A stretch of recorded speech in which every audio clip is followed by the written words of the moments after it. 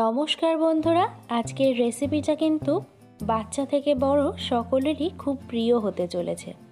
এটা ব্রেকফাস্টেও বানিয়ে নিতে পারেন অথবা বিকেলের টিফিনেও কিন্তু এটা বাচ্চাদেরকে রেডি করে দিতে পারেন।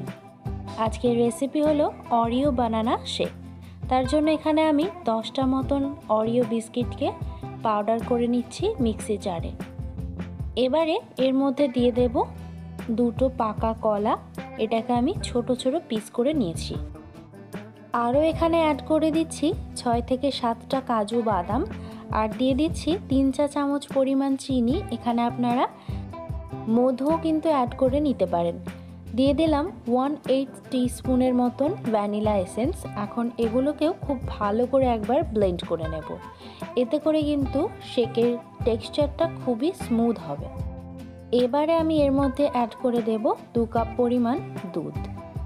চানা ডাল কাটলি রেসিপিতে জাহিদ মির্জা একটা অ্যাকাউন্ট থেকে একজন কমেন্ট করেছে, very tasty yummy, thank you so much dear. এখন এই সব কিছুকে আরও একবার কিন্তু ব্লেন্ড করে নেব, তাহলেই রেডি হয়ে যাবে আমাদের আজকের রেসিপি বানানা অরিও শেক।